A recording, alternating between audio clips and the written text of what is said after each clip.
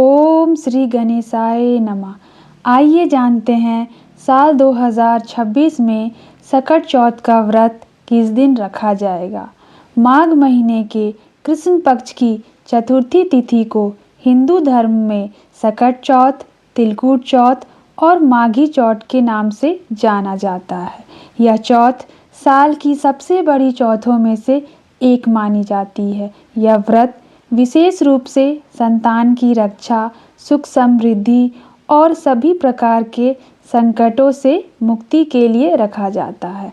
सबसे विशेष बात यह है कि इस बार सकट चौथ के दिन भद्रा काल भी लग रहा है और क्योंकि सकट चौथ के व्रत में चंद्रदेव को अर्घ्य देकर ही व्रत का पारण किया जाता है, इसलिए तिथि और शुभ मुहूर्त जानना बहुत आवश्यक है। इस वर्ष चतुर्थी तिथि 6 जनवरी मंगलवार सुबह 8:02 से प्रारंभ हो रही है और 7 जनवरी बुधवार सुबह 6:52 पर समाप्त होगी। इसलिए सकट चौथ का व्रत 6 जनवरी मंगलवार को रखा जाएगा। मंगलवार के दिन पड़ने के कारण यह अंगारक चतुर्थी भी होगी, जिसका हिंदू धर्म में विशेष महत्व माना जाता है। चंद्रमा को अर्घ्य देकर व्रत खोलने का समय रात 9:07 तक रहेगा। अन्य शुभ मुहूर्त कुछ इस प्रकार हैं। ब्रह्म मुहूर्त सुबह 5:37 से 6:25 तक। सूर्योदय सुबह 7:13 पर। सूर्यास्त शाम 5:51 पर। भद्रा काल सुबह 8:01 तक रहेगा।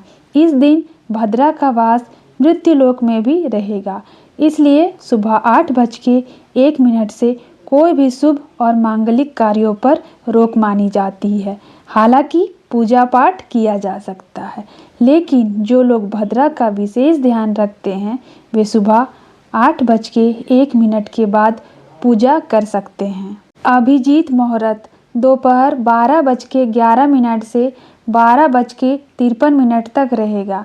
इस समय भी भगवान गणेश जी की पूजा की जा सकती है। राहु काल दोपहर 3:04 तक रहेगा। शाम की पूजा का शुभ समय गोधूली मुहूर्त 5:36 से 6:04 तक रहेगा। इसके अलावा आप शाम 7:01 तक भी पूजा कर सकते हैं। सकट चौथ के व्रत में भगवान गणेश जी और सकटा माता की पूजा की जाती है। सुबह स्नान करके व्रत का संकल्प लिया जाता है और फिर दिन भर निर्जला या फलाहार अपनी सामर्थ्य के अनुसार व्रत रखा जाता है। शाम को भगवान गणेश जी को तिल, गुड़, तिलकुट, लड्डू और दुर्वा अर्पित किए जाते हैं। व्रत कथा का श्रवण अवश्य करना चाहिए, क्योंकि बिना कथा के व्रत अधूरा माना जाता है।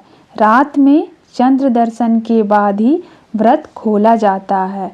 चंद्रदेव को जल और दीप अर्पित कर भगवान गणेश से संतान की दीर्घायु और घर की सुख शांति की प्रार्थना की जाती है। इस व्रत में नमक का सेवन नहीं किया जाता, केवल मीठा फलाहार किया जाता है। जो महिलाएं पहली बार यह व्रत कर रही है वे अपनी सामर्थ्य के अनुसार निर्जला, जल या फल ग्रहण करके व्रत शुरू कर सकती है। पहले वर्ष जिस नियम से व्रत रखा जाए, आगे हर वर्ष उसी नियम का पालन करना चाहिए। इसी के साथ समाप्त करते हैं आज का वीडियो। ओम गण